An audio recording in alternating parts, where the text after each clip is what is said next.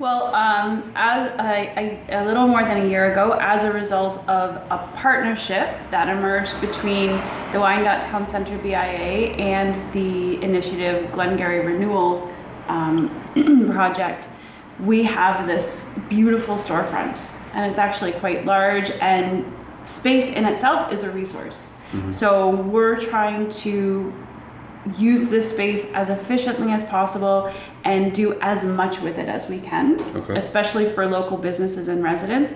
So that means we want this place to see a lot of traffic, a lot of people coming and going. We want there to be activity, interesting things going on, and we have tons of wall space, and it was just sort of screaming out for, local art to be displayed. And so February 1st, we are launching an art gallery space in this space. And so that's what's so exciting. So we're hoping to have several artists per month, anywhere really between 3 and probably 10, depending on what they'd like to display, per month, show their work.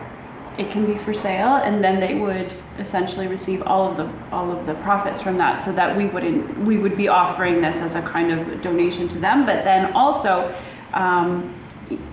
being able to invite the neighborhood in to see what people are doing, what wonderful creative things people are doing. That's awesome. I know just from the conversations I've had about you rather than with you, you're very, very connected to the community and have been for most of your life. So this is kind of like just another extension of the work you've been doing almost your whole life, right? Yeah, like unintentionally I've been connected. I first came to Windsor in 2000. Okay. And ended up sort of meeting wonderful people like George Mannery, and spending a lot of time just being downtown, and there were so many amazing things happening, and I just kept meeting people who were interested in creating and doing, and so that's what kept me in Windsor. Okay, give me a little of your pre-history. Tell me about the house you grew up in, mom and dad, siblings, that kind of thing. Really? Yeah. Well, I'm from Toronto, and I have a younger brother who is 4 years younger than me. He's married, he has 2 kids, he lives in Florida. When I was 12, my parents moved to the States, and I lived there till I was about 21. What part? All along the East Coast. Oh, okay. Sort of North Carolina, New York. I went to school in Boston, and then when I graduated university, I came back to Canada, and they all stayed. Okay. What did mom and dad do that had you traveling so much, or had them traveling? They just wanted to live in the States. Okay. Yeah, my mom is now an American citizen, and she always wanted to be American. That's just that simple. It wasn't just that simple. I think so. Okay. I don't know. Like, things were pretty.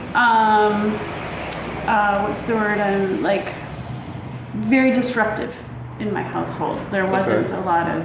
Not a lot of consistency? Not a lot of consistency, not a lot of peace, not a lot of quiet, just like, so, yeah. But anyway, so I went to Boston University for teaching, and then I came back to Canada kind of on my own, and my other extended family was here, grandmothers, and that's who I was closest to anyway.